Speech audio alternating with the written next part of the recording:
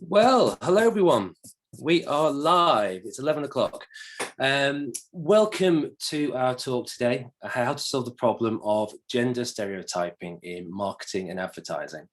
First, I'd like to say a massive happy International Women's Day for yesterday. As part of International Women's Day at Natives, we really wanted to highlight the challenges women still face and celebrate their success in the fight for equality.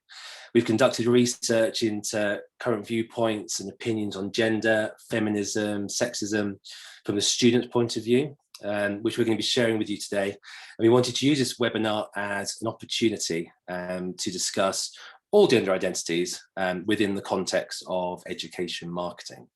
If we know what students are thinking and feeling, we can understand their problems, issues, barriers, and then try to address them. And institutions, education institutions, can then use these insights to ensure they provide relevant, useful education and support to provide a positive, inspiring environment for our future leaders and thinkers of all genders. We would like this to be an open discussion, therefore we do encourage everyone watching the webinar to please place any comments or questions in the chat box or the Q&A box, and we'll be able to pick them up. We have got set discussion points throughout the webinar, and we'll be discussing the themes with the panel, but it'd be great to be able to include your questions as well and answer them live on the webinar. And then finally, there is a Q&A section at the end, so if you've got any burning questions that you'd like us to answer, we'll take a few minutes at the end just to answer any final questions. Okay, so let's go on and introduce the panel. So I'll go first. I'm Nick Wilmer. I'm Head of Education, he, him. 13 years working as a marketing specialist within the education sector. I've had 6 years at Net Natives. I think it was 6 years yesterday, actually. My role at Natives is to be the voice of Net Natives with our clients and within the wider education sector as well. And that's working with our research and data teams to provide insight and ultimately help improve marketing performance for clients and for partners. Now, the irony has not passed me by that it's me, a man, hosting this event, which is so inextricably linked to International Women's Day. But I'd like to say thank you for having me. And as one of my friends messaged me yesterday, hopefully I can be an honorary sister for the day. So over to Georgia. Hi everyone, I'm Georgia. I'm lead creative here at Net Natives. I've been here for around 4 years now, and I've worked on some brilliant campaigns and also worked with some great clients within the education sector. My knowledge ranges from graphic to animation design, creative concept creation, and also the understanding of what makes a successful advertising campaign. Over to you, Freya. Hi everyone, I'm Freya Hughes. I'm a senior copywriter here at Natives. My pronouns are she, her. I've worked at Net Natives for about 2 years now, just coming up to, and been a copywriter for about 7 years. Started off in long form copy and moved over to advertising, and find it really interesting to sort of understand those nuances of our audiences, especially in the student marketing sort of sector. Amy? Cool. Hi everyone, I'm Anastasia, or Amy, and I go by the pronoun she, her. I've worked at Natives for I think 3.5 years now, maybe 4 years. So I used to work in kind of the paid media team, so on the really technical side of building advertising campaigns, but now I work as a senior media planner, so providing strategy to our university clients around their media selection for big campaigns throughout the year as well. So it's lovely to meet you all. Okay, thank you everyone. So firstly, a quick introduction to Net Natives in case anyone on the webinar hasn't heard of us before or is new to our content. So as a student specialist marketing agency, I think it really all does come down to understanding the student. We are a bit obsessed with data and research and knowledge. I know I am, certainly when it comes to looking at sort of student marketing strategy. Our award-winning in-house research team lead on research projects both internally for Net Natives, but also for our clients to really better understand student motivations and behaviours. We do own the most diverse and engaged independent student audience, the Student Hub panel, with over 140,000 subscribers, which are able to directly survey and ask questions, and that's where the data for today's sessions come from. And also our creative and advertising teams are experts in telling stories, engaging student communities, and ultimately helping education institutions to transform lives through the work you do through education. And today we're going to be leaning on that knowledge and expertise with our panel to look at student marketing through the lens of gender. On to the next slide, please. So just some of the points we're going to cover today. So like I said, we're going to look at the findings of the Student Hut Gender and Feminism Survey from 2021. And within that, how gender plays a role in subject choice and career prospects in particular. Looking at some other research points and sources, looking at the importance of gender neutrality and representation to Gen Z and the Gen Z audience. And then handing over to other members of the panel, we're going to look at what universities can do with their content marketing strategies to address gender diversity and make a real impact with their marketing and advertising. Taking some inspiration from outside the sector and look at how we can challenge gender stereotypes. And then finally, just look at some of the work that we're doing internally as an agency to make it a more inclusive work environment. So, so let's kick us off. I'm going to go first and go into the data and the surveys that we've done. I think as with almost everything in society, the student demographic has a large presence and importance in all of these conversations. As they're the upcoming young minds of the world, it's important to know what they're thinking. We wanted to examine what current student opinion looks like and give us a bit of a benchmark for where we are now and provide a basis for the discussion today. This piece of research was undertaken with our Student Hut panel and took a representative sample of British students across all genders, with ages ranging from 16 up to 44, and with a spread of undergraduate, postgraduate, but also sixth form students and mature students as well. If you would like to download the full report and survey, we should be dropping links into the chat box, but the white paper and findings are all going to be sent in comms post-webinar as well. On to the next slide. So firstly, I'm not going to go through all the data from the survey because there's lots there, but really focusing on the most important pieces and data points that are relevant to the discussion today. The first one of those is looking at gender and the role it plays in subject choice and career prospects. Next slide, please. So one of the key findings, and I think this really shows why this conversation is so important. I mean, for everyone, for society at large, but particularly for education marketers, is that 1 in 4 students said they felt their subject choice was impacted by gender stereotypes. So that's a lot of students who are, choosing subjects, potentially subjects they aren't that interested in, or because they feel that they're more socially acceptable, to choose a certain subject and go down that path. And yeah, I suppose the question here is why students feel that, and how we as marketers can change that opinion and change any sort of pressures that students are feeling. But let's dig into what that looks like in terms of the actual subjects. So historically, we've seen men lead in certain fields such as STEM, business and medicine, while women are often categorized under what can be seen as softer subjects. I even hate saying those phrases, but I suppose looking backwards, that's where we've come from. But while today, there are women at the forefront of all these more masculine professions, the question is, do these stereotypes still hold true for students today? And here you can see the findings. You can see the breakdown of the different subject areas, and then we asked men and women whether they felt that those subjects were either masculine, feminine, or neutral. Across the board, men were more likely to say that subjects were neither masculine nor feminine, while women were more likely to perceive subjects as gendered. And when it comes down to the actual subjects themselves, STEM and business studies were perceived as the most masculine subjects by both genders, while humanities, social sciences, and the arts were seen as the most feminine.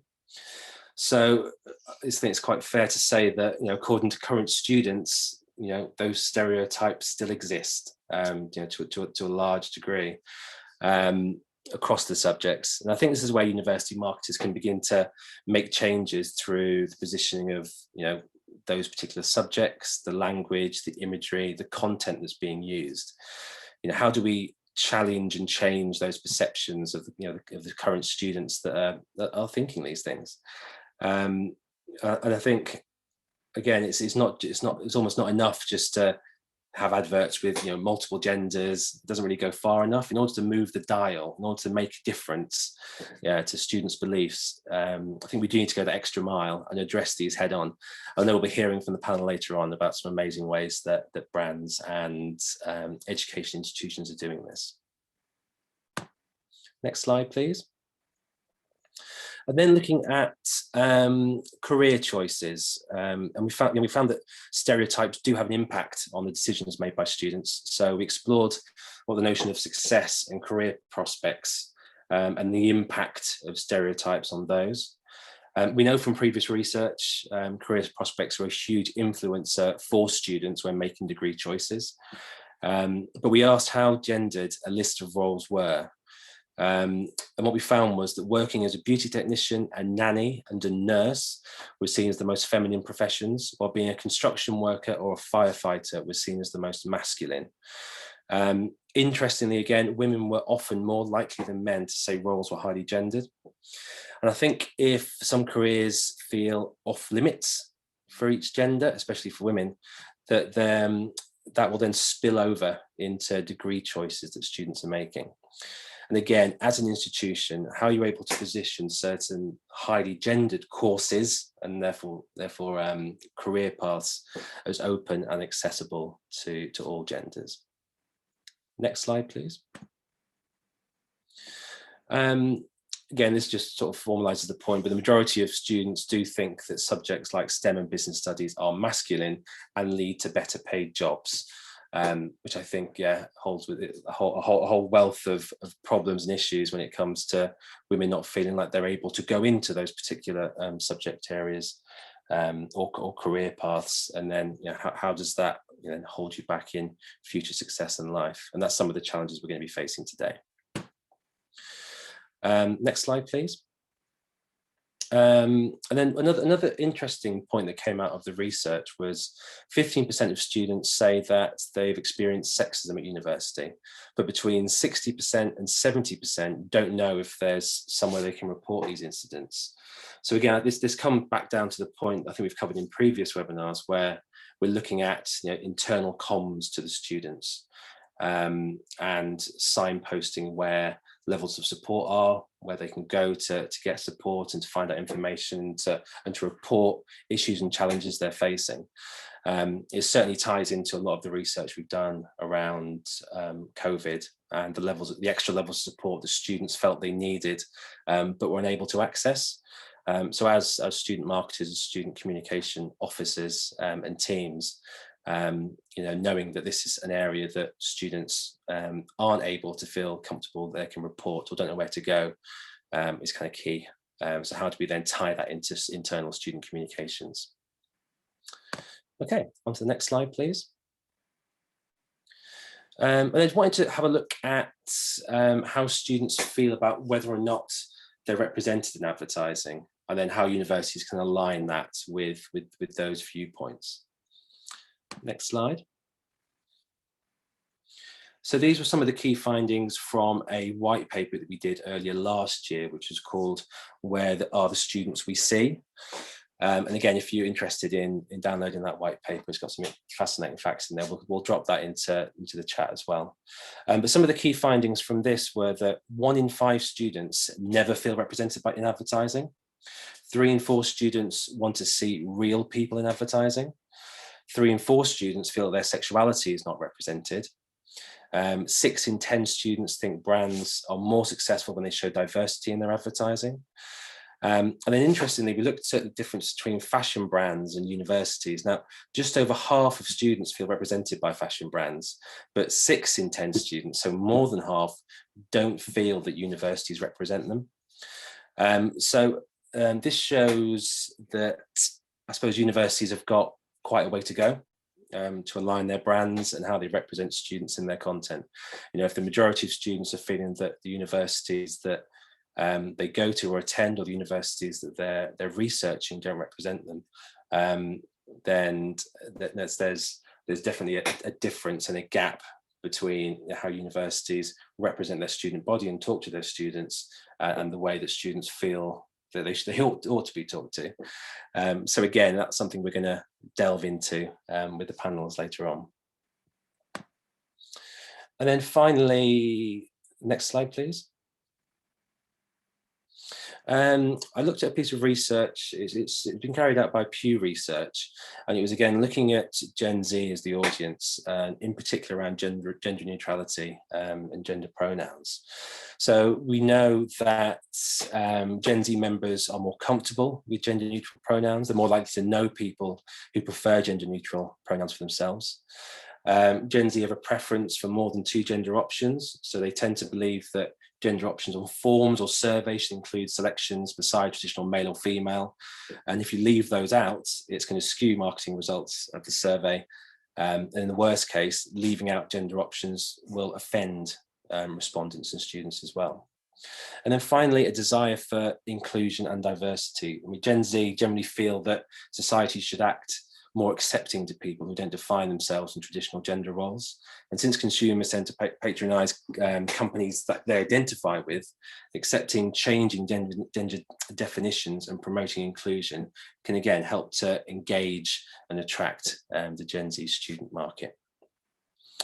And then just onto the final slide for me. It was a stat from the Trevor Project, and it was 1 in 4 LGBTQ+ youth use pronouns or pronoun combinations that fall outside of the binary construction of gender. I know we've talked a lot about male-female splits and how that impacts on career and subject choice.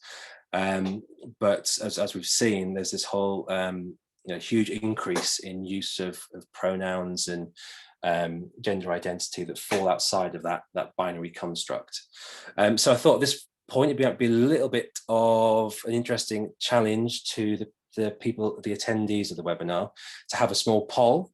I'd like to ask you the question: as marketers, education marketers, have you used imagery, content, or messaging with trans or non-binary people and students in your marketing before? And now I sit and wait with bated breath as the results come in. I'm just going to leave it. Yeah, still votes coming in. When it starts to slow down, we can pause it. But okay, I think that's it. So can we now publish the results? Okay, so interestingly, actually, the numbers, there's a large percentage of marketers and people who are working in the sector that have never used imagery that would fall outside of binary construction of gender, which is interesting. So again, that looks at whether or not students who, especially the Gen Z audience, who we know are who don't feel as represented, therefore aren't seeing that within advertising and marketing that's coming through from universities. And again, if it's not being used, how do we then start using imagery and content that matches that viewpoint and that desire? So again, that's something we'll look at later on when we come on to the other panelists. Okay, so do I need to share the results as well? There you go, share the results with everyone. Okay, so finally, we're going to come now on to our first discussion section. And this is where we're going to open up to the group of panelists. So everyone can come off mute, please. So firstly, what I would like to ask the group, we talked a bit, going back to the beginning of that section, we talked a bit around experiences of choosing subjects and careers and how gender may have had an impact on that and challenges you face. So I'd like to ask the panelists today, what was your experience of sort of choosing subjects and careers at that time when you did? Well, I actually did a STEM subject, so I did neuroscience at university. I think my experience probably was much more sheltered than maybe someone else because I actually went to an all-girls school, and therefore I had lots of female role models. So the reason why I actually chose neuroscience was because I loved my biology teacher, and she was just like the most amazing person. So for that, she was like a big inspiration for me and like guided me through that. But I guess if you are potentially in a mixed school, for example, or you've got a lot of male teachers, just having a role model is like really important. So that's kind of what drove me to continue with my studies, really. But I know that a lot of the other girls in my school felt science was like really daunting and like stressful. But yeah, so that was kind of my experience. It's kind of gone against the trend in that sense. But I think people told me, or like the whole notion of anyone telling me not to be able to do something has always made me being like, no, I'm definitely going to do that. So yeah, that was kind of me. Awesome, thank you. Freya, George? Yeah, sure. So I was kind of one of those girls that was in a mixed school, and a lot of my teachers were women in sort of like more humanities sort of subjects, and a lot of our science teachers were men. So it kind of, that sort of stereotype binary was already set up for us from day one, really. So that led me to sort of just go down the path of doing a humanities-based subject, which was comparative literature at university. I don't think there were any men on my course, actually, that I can remember.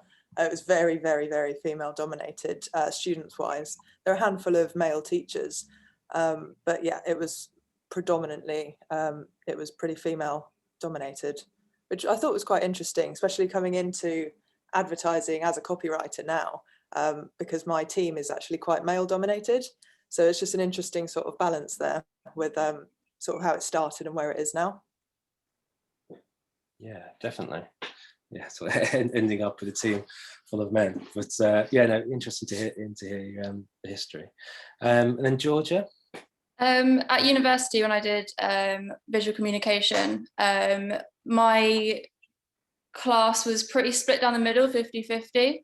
I guess I feel like it's pretty, I don't know, it seems pretty good. The only thing that I can really think of that was maybe a bit of a weird thing to say was once I was referred to as a lady designer, and I'm not sure if that's something that you would really say to a male in design, but yeah.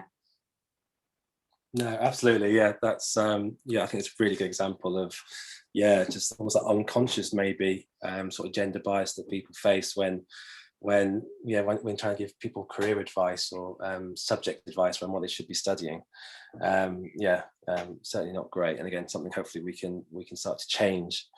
Another question that I had, and there's been a few questions in the chat around what do trans or non-binary people look like, and and how do you potentially bring that into the conversation, into marketing. And we've not talked a huge amount about it so far, but I'm kind of interested to know from your experience, how being non-binary, especially sort of the younger generation now, and people identifying as non-binary, how that may have an impact on them, in their subject, career, or choice. Yeah, it would be interesting to sort of see how that pans out in the coming years. Obviously, we don't really have any data on it just at the moment. But as in so much as how do we sort of, what does someone look like? I think it's not necessarily about what they look like. It's, a non-binary person sits without, not in that binary of male or female, or somewhere sort of in between. I think it's really important to sort of recognize that perhaps a non-binary person who was assigned female at birth doesn't owe the world femininity, and the same with someone that was born into a male body. So I think that the most important part of that is actually just to center their stories and make sure that people are seen and recognized, not necessarily like we have to have someone who we think looks this way or whatever it might be. Yeah, I totally agree. I think the sort of obsession with having male, female, and the different genders within advertising is not the way to look at it, but look at the person and look at there's lots more that makes up someone apart from their gender, even though it does have a big impact. So there's a lot more to be done. Okay, fantastic. Not any other questions from the panel, from the attendees yet, so I'm going to move on to the next section, which I'm going to hand over to Amy and Georgia and Freya to take us through this part. Brilliant, thanks Nick. So I'm basically going to talk about gender stereotyping through kind of the advertising and marketing lens, and then I'm going to hand over to Freya and Georgia, who are going to speak about it from a creative point of view. So next slide, please. As highlighted by our survey, 1 in 4 students feel like their subject choice is impacted by gender stereotypes, which is actually quite a big statement, I think. That's 25% of students. And I know when I told my mum that, she was very surprised, because obviously she's 70, I think. So the difference now in her mind is that we've come super far and like women should have access to everything, but obviously that's still not the case. So the Gina Davis Institute basically did some research around Dana Scully. So I'm hoping everyone knows who she is, but if you don't, she is the lead female character in the X-Files. She's all about the science, the facts. She's a doctor. She's not sexualized, and her opinion is basically, well, it's valued by her male counterpart, which is great. But the research basically showed that anyone who was familiar with Dana Scully, well, the women who were familiar, 63% of those made them feel that their belief in the importance of STEM was increased. So that's quite big. So anyone who knew her felt kind of empowered by her. And 91% of people say that she's a role model as well. And one of my favorite stats from the research also stated that 63% of women said that Scully increased their confidence and that they could excel in a male-dominated profession. So why are we really talking about Scully? Well, not to be cheesy here, but seeing is believing. So I am a big X-Files fan, but one of the key messages from this research is basically, as marketers, we need to be showing men and women in different roles. It's not enough to just have females and males and non-binary individuals in your marketing, like Freya was just saying. We need to really show them in context. So utilizing imagery, showing them in a non-stereotypical role, for example, using imagery or videos of women undertaking STEM subjects rather than childcare, and vice versa for men, is really how, as marketers, we can make a difference. And some people may think that this is already happening, especially in the marketing space. Like, I know we try to be as progressive as possible, but we do have a long way to go. Could I have the next slide, please? So research done by the Unstereotype Alliance, I'm hoping my dog's not going to stop barking for me, has shown that although adverts in general include women, and women are getting more screen and speaking time, only 7% are shown in non-traditional roles. Sorry, she is barking, of course, as I'm talking. And that is the same for men too. So it's only 9% for men shown in non-traditional roles as well. And since COVID, actually advertising has got worse. So we're less likely to feature women working. Sorry, give me 1 second. So we're actually less likely to feature women working, and we can even see that with our own government's adverts. So I don't have the example here, but if you type in coronavirus sexist government advert into Google, you'll find it. Lots of women doing ironing. So really that's giving us the kind of the landscape that we're in at the moment. So that's why we really need to consider not only gender neutrality, but kind of flipping those stereotypes on their heads. As advertisers, we want to be progressive, and we should include, oh God, sorry. And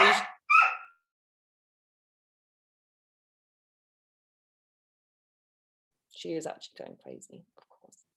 So we should include female characters and stories from a female perspective, and also males should be depicted with caring personalities as well.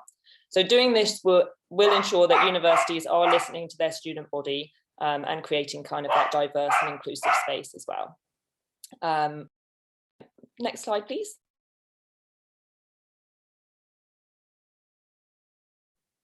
So where do we start as a university marketer? So when we're planning campaigns, there's kind of like 2 things we need to think about: targeting and channel selection. Sorry, this is really awful. I hope it doesn't sound too bad.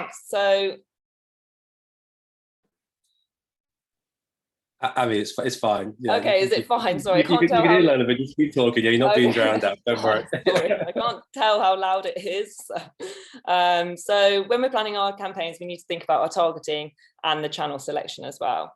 So I think sometimes as universities and university marketers, we want to have a universal message and kind of ensure we remain neutral, which is also fine, but it doesn't necessarily address those barriers for female or non-binary students.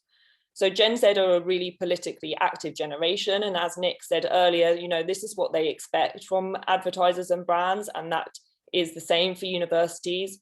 So we need to kind of like take a stance on some issues for them. So that's kind of why I recommend not being afraid to segment your audiences every now and then, as long as you have the right message, and put together different creatives for the student body that you might be trying to reach. So this isn't going to work for every single campaign. Obviously, like we need male and female students as much as each other. But if you do have a powerful message that you want to get across, don't be afraid to ensure that your prospective audience is hearing you. So the second point I wanted to talk about with targeting is content. So your advertising and organic content strategy should work together.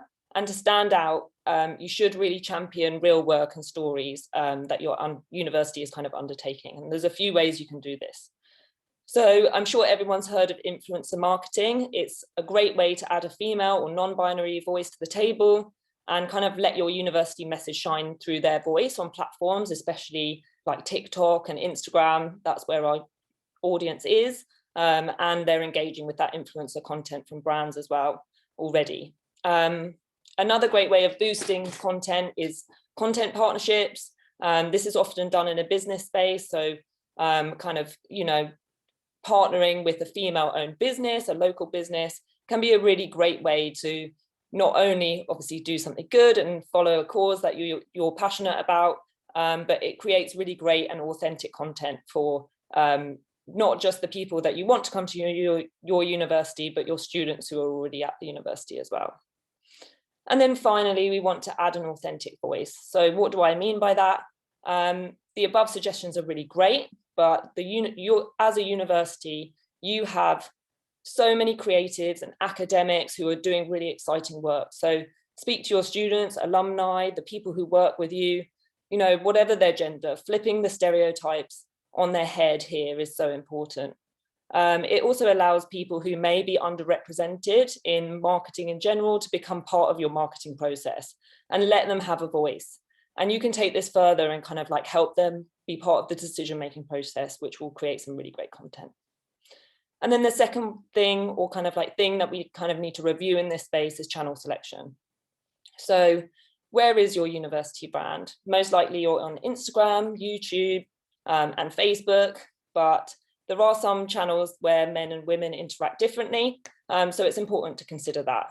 Pinterest, for example, has an audience which is 60% female, so it might be worthwhile positioning your brand and your courses, which are like STEM focused, for example, on a place like Pinterest. And then finally, diversify your media mix. So there's a lot of social media platforms and they're often used a bit more heavily by a female audience. So you need to make sure that you're kind of reaching your male audience as well. And again, utilize those different platforms to maybe flip those kind of core stereotypes on their head. So male platforms where men are more active, like Reddit or Twitch, we can be putting drama adverts out, for example, just things like that. And progressive advertising will basically increase your brand favorability with your audience.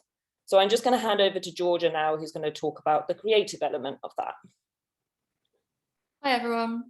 First up, I wanted to show you the Fire Up campaign, which was launched by the government in January 2019. It promotes apprenticeships among young people, parents and employers. I thought this is a really nice example because it shows real people with real stories in industries that maybe aren't the gender norm. So the first phase, there were TV, social media adverts, as well as out-of-home placements, and the interest about apprenticeships rose from 14% to 24% in 9 months.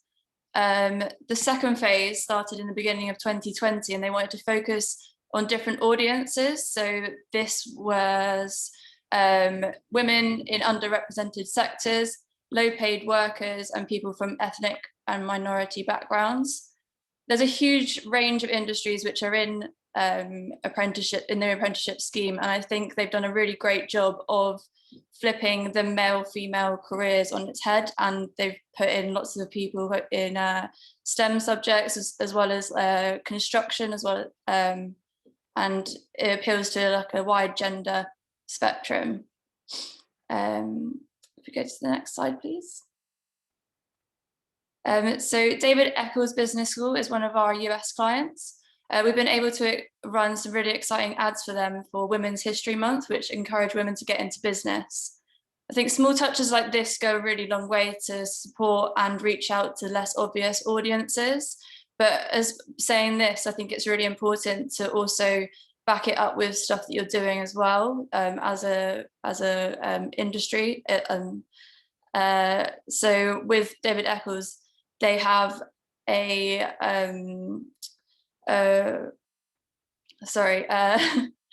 they have a women's mentoring scheme which encourages and supports women to get into business. So I think really it's not just about ticking boxes, it's also about supporting women as well.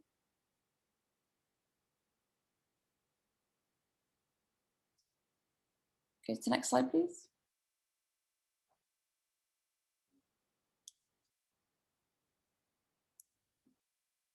Back to you, Nick, for this one, please.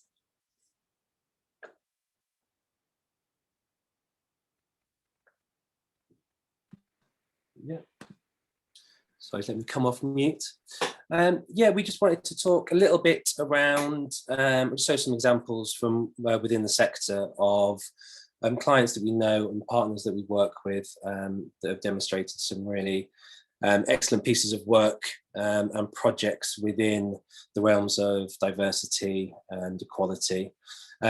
These were 3 examples that were shortlisted for a Think Student Award last year, and it was all around supporting diversity. So University of New South Wales, University of Portsmouth, and Blackpool Sixth. You'll be able to see this when we send over the comms afterwards and go into the actual examples, but some really great examples of where diversity around LGBTQ+ have been used to really engage with audiences that felt underrepresented within marketing for University of New South Wales. University of Portsmouth led with My STEM Journey. So again, looking at how to represent women within STEM subjects and drive interest and appetite and career growth for women within those areas. And then Blackpool Sixth ended with a really nice all-encompassing open campaign and diversity campaign that wasn't aimed at just women or LGBTQ+, but everyone. So again, what we were talking before around, rather than just representing individual genders and types of people, actually talking to the person themselves. And actually it was University of Portsmouth that won that award in the end. But again, you can click in and you can have a look at some of those great examples after the webinar. On to the next slide. Cool. So yes, we also wanted to have a look at some examples that are outside the sector as well, just so we can draw influence from. And something that Amy said earlier, if she can see it, she can be it, really struck a chord with myself and Georgia when we were looking for these. So one ad that we found was by Olay, which was in the Super Bowl 2020 ad break.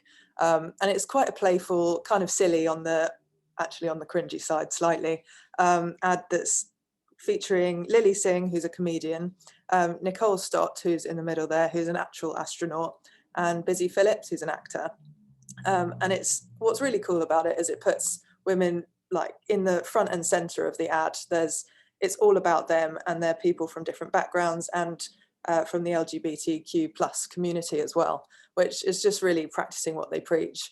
And what's really nice about it as well is it's not like, please buy our product. It's tweet us with this hashtag, make space for women, nice pun, and they'll give $1 towards Girls Who Code. So yeah, it's a really nice sort of way of practicing what you preach and not going for that really hard sell. So we thought we'd sort of mention this one. Next slide, please. And we've got a really nice one here from Dollar Shave Club. I actually had short hair for a very long time, and finding products that didn't have that very macho kind of smells like power tools kind of vibe to it was actually really challenging. I just wanted something neutral that was just a product, not gendered. And that's exactly what Dollar Shave Club are doing. The copy is really, it's inviting, it's really nice, and you know, it just brings people into the fold. And then in the center there, the his and hers, with just the color palette is just nice and neutral. It feels like an antidote to sort of the stuff that you get, like, do you remember the Bic biros that were marketed especially for women that were all pink and flowery? And it's so unnecessary. And I think Dollar Shave Club here just sort of takes things to a new level of being mature, and it just speaks to adult people, and it's not, you know, it's not trying too hard to do anything. Georgia, I think you were going to mention something about this one. Yeah, so the genderless approach I think is really interesting, and I think colour plays a massive part in it. I think the strong pink and blue divide that you see elsewhere in like toy shops and stuff is really, it links with like razors a lot. Like even razors, the way that they're built are kind of like, they have connotations about gender. So like male razors tend to be like more angular, the female ones are more curved. So I think it's really interesting how they've approached this. I think moving to more neutral color palettes is a really good way and a really easy way to appeal to different audiences. Yeah. And also using a gender fluid model also is a really good way to move forward. Yeah, I was going to say the androgynous kind of model that they've used, it's just really just hammers home the point that this is for people, not for a gender specifically. And if we go to the next slide, please. That's sort of backed up here. So we've discussed influencers briefly earlier on, and the face of fluidity just really is the future. So we've got on the left here, hopefully I'm going to pronounce their name correctly, sorry, Giselle Zanotti. So they are a gender fluid model, and they model for the likes of Fenty Beauty and Nike. These brands we saw in the Where Are the Students We See research are really hitting, like striking a really positive chord with our student audience. And I think that there's a lot in that. I think that they're really shaping the landscape and giving our younger sort of student audiences what they want to see, you know. So that's a really positive way of perhaps moving forward with marketing. And then we've got Makeup by Jack just below on the Instagram screenshot on the right. He's partnered with Prima Lash, and it's just an example of a makeup company using a model that you wouldn't necessarily think that they might use. So just sort of food for thought about how you sort of could move forward with using influencers or the student body to represent the university brand. Cool. So as a kid, I had a Barbie and I had an Action Man, and neither were particularly the right fit for me. I was a bit of a tomboy, didn't really go for either per se. But Mattel have released a gender neutral doll, which probably would have done the trick for me. And I think for a lot of kids, that would be the case as well.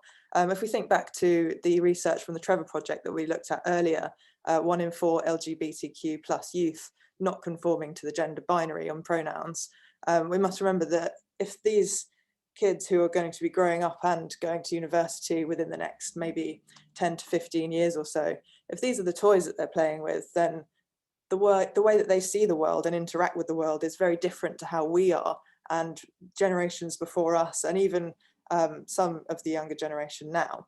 So it's really important to really have in mind that gender neutrality isn't just, you know, here for now. It's very much the world is changing to be like this, and we need to keep pace. Next slide. We're on to discussions. Okay, thank you very much. Really, really interesting. So yeah, second discussion point. I think what would be useful, we've got a question that's come through from one of the attendees as well, is almost where do we start? Where do uni start when it comes to, you know, being more gender neutral in their advertising or marketing or the content they create? What kind of top tips would the panel suggest? I guess a great way to approach this is to look around on your campus and see what the students are like, and also kind of reach out when you're planning photo shoots and such, like really try and get the most diverse group of people together so you can represent like what the campus really does look like. Yeah, I think if you've got, you know, a lot of societies and clubs that are sort of specifically support networks and social groups for different diverse backgrounds and members of the LGBT plus community, that could be a really good starting point for sure. I think that sending out sort of like an open invite almost to invite people into the fold with that would be a really great starting point for sure, Georgia.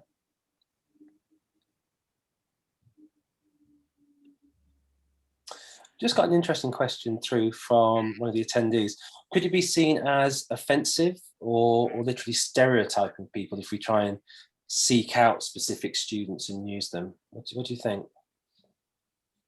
I don't think it would be stereotyping. I think in general, a lot of the advice that I give to universities currently is to be using content from students anyway. That is the trend that we would want to kind of introduce, and we know that kind of this younger audience, that's kind of the way to connect with them further. So really my recommendation would be, yes, reach out to different groups who might be non-binary or gender fluid, do that, but also make sure you're just reaching out to your like general student body in general and get their stories. You know, as we were talking about with Dana Scully, for example, you know, it's great to get those inspiring stories and then move that into your marketing, whether that be internal or for advertising. Yeah, I think that's a really interesting point. Yeah, not seeking out certain types of students. We want stories and content from all types of students. So it's not excluding certain types of students, making sure it's more all-encompassing and inclusive. Brilliant. Thank you very much. Okay, so we've got 15 minutes left, so I'm a bit aware that we've got running out of time. So I think it's probably best if we move into the final section, which I think Amy and Freya are going to lead on. I'm going to hope that the dog doesn't go crazy then, because she was silent for the whole part where other people were talking, but that's fine. So I'm going to just cover a little bit about what we're working on. Basically at Natives, we've been working on a few things to kind of better ourselves, because we recognize that, you know, we still have a long way to go and also a lot to learn from, and I think everybody does, and we want to make a more inclusive, supportive and diverse workplace. So myself and Freya are just going to talk about what we're doing currently and what we're trying to like move to do as well. So can I have the next slide, please? So the first thing we've done is basically make a diversity, inclusivity and equality group. I'm going to call it DEI from now because it's a mouthful. And this is kind of a group which works alongside our leadership team to basically empower colleagues from all backgrounds. We kind of like looking at two factors. So there's an internal focus and an industry focus. And for our internal focus, we're focusing on kind of 5 pillars, which are engage, where we're engaging all employees at all levels and being transparent with our vision and goals for DEI. We're equipping our employees and educating them through policies and training, empowering, where we involve employees through initiatives, networks and conversations, embedding by taking accountability of our own DEI into all processes and policies, and then finally evolving, so continuously learning and evaluating. So that's kind of what we're doing internally, and that has a big focus, and Freya's going to talk a little bit about that in a sec. And then we've got an industry focus. So we're kind of like putting a microscope on ourselves. So for our creative, our targeting, like we've spoken before, and also empowering our clients as well. So can I have the next slide, please? So throughout this journey, I think we'll be sharing kind of a series of blogs for the next year about us trying to be a bit more inclusive as an employer, and also help our clients and anyone who reads the blogs as well. So if you have been following our blog, you know that at Net Natives, we've announced our Akiro marketplace, which is basically the first and only trading environment, allowing you to directly access prospective students across high quality student specialist media. And to help us on our journey with this, we've also signed up to CAN, which is the Conscious Ad Network, and that basically ensures that we're adhering to a certain level of criteria. I put the criteria on the screen there, but the main one in the context of this webinar is obviously ensuring diversity in our content. So we've got a big checklist and we're going through all of that as well. And the dog's in the park, of course. But internally, we're going even further and we're trying to be pioneers in this space and in the education vertical. So what we're doing with the Kiro Marketplace is we're reviewing and amending our publisher list to ensure that we're championing a diverse number of voices. And that includes female and NB publishers and websites. And we definitely want to go even further with this. So even though we're making sure that we've got those included, we also are going to trial making sure that we've got enough spend going onto those publishers and websites. So we're not just having it and saying it, we're going to make sure that we are spending our advertising money on this diverse inclusive list with our programmatic and our publisher list. And then finally, we're going further than that and basically asking our publishing partners to pledge their commitment to DEI. So if they want to be part of a Kiro Marketplace, then they have to kind of say that they want to improve their DEI and showcase that to us as well. So that's kind of what we're doing from an internal perspective. And this is kind of the first step in our industry focus from our DEI group. And Freya is going to talk about another policy which we've also implemented internally. Hey, yes, thanks, Amy. So the thing that we've kind of kicked things off with is recognizing and appreciating that each other's pronouns. So pronouns are extremely powerful. I think that to use them and display them actually in like our comms is it feels like it might be quite a subtle, like, oh yeah, done, you know, that's quite an easy sort of like thing to do. But actually for people who might not use she, her, or he, him, that's actually a really powerful statement. And it's really, you know, it's kind of being on their team sort of thing. So it shows that we actually really care about like their identity and individual preferences. So yeah, one of the first things we've done is add our pronouns to our email signatures. And as you'll see on here, we've added our pronouns to our display names as well, especially at the moment working from home where almost everything is over a video call. It can really just make things a lot smoother and just eradicate any sort of worries or anything similar that people might feel about what their pronouns are. And they don't have to necessarily, you know, tell people what they are either. If they're just there on the screen, it's a non-discussion and it's really normalized. We've made sure that this is completely optional for everyone in our team, and yeah, everyone can just do whatever they think is right for them. Next slide, please. So why does it matter? So as I said, we care about individual preferences and identities, and we know that you do as university marketers as well. So why is it important for you guys? How would a gender non-conforming prospective student feel if like their first point of contact, be that admissions or be that marketing, had their pronouns in their signatures? If you're not conforming with sort of the, you know, traditional binary, and someone may have they, them in their pronouns, you'll know that actually this is an institution that can really understand and take into account your sort of your preferences and who you actually are as an individual. You feel seen and accepted, and you can't beat that for a first impression. So I think that's a really positive step towards our work in diversity, equality and inclusion.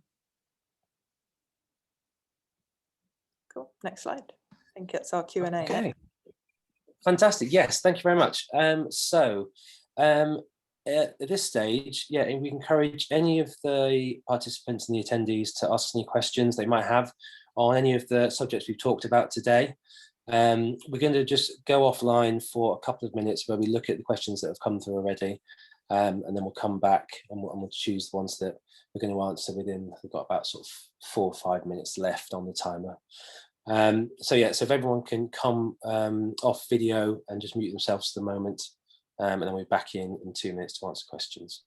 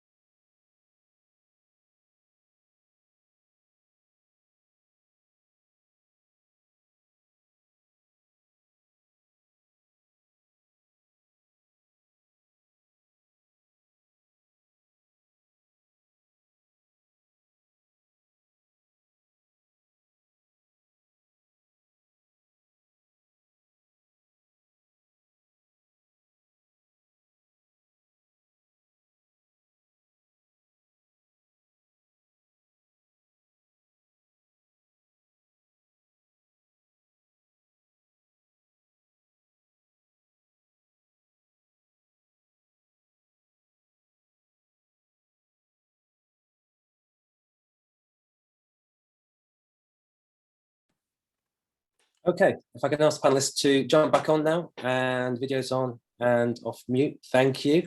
Thank you everyone who asked questions. They've all come through, some really interesting ones, some really challenging ones.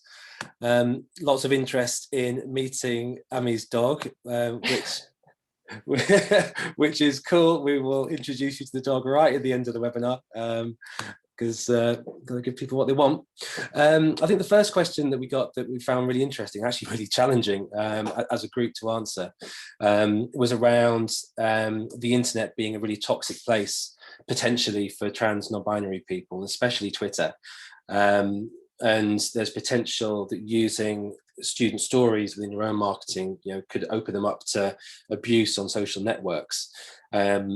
And I suppose universities have, monitor channels and make sure that they're being responsible and socially responding to people on social media, but they can't be there 24 hours a day. So again, a question to the panel: is there anything else from sort of our experience or advertising experience that we could suggest that would help universities in trying to overcome that?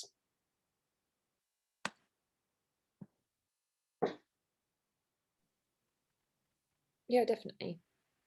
So we're talking about the toxicity of social media here. So obviously it is kind of nerve-wracking putting anyone up there to be discriminated, really. And I think the most number one is obviously safeguarding your students. So telling them that this could be a potential outcome, and also having a plan with your communications here. So, it's a really fine balance in terms of not wanting to stop people from commenting on your posts, and also kind of getting, and then just not wanting it to be there at all. So for some things, I know on some platforms you can post things and turn off commenting, which is probably the safest option to do on something like that. However, you can also think about your marketing communications beforehand and think about, if somebody is going to say something like that, then it does send a really strong message from the university to actually respond to that with, saying that you don't condone that and that you don't think that's right, and having that out there for display, because then I think it kind of like goes a bit further, and people in those communities will feel supported by the university and not marginalized as well. So there are kind of like a few tactics you can do there. From my perspective. Brilliant, thank you. I think that's yeah. Again, there's always going to be dangers there, isn't there? But there's extra things you can put in place to help and support students. And yeah, sort of warning and safeguarding is always going to be top of the agenda. We've also got a question on whether this is something which team members have embraced with open arms, or whether we've encountered any negative attitudes. Freya, do you want to answer that one? Sure, yes. So we internally, we have a sort of like a whole business sort of meetup where we'll present sort of work that we've been sort of working on, and to get sort of buy-in from everyone at Net Natives, we introduced our pronouns work to everybody and just put our cards on the table as to why we think this is important, why it's a good idea, and why it's actually, the sort of future.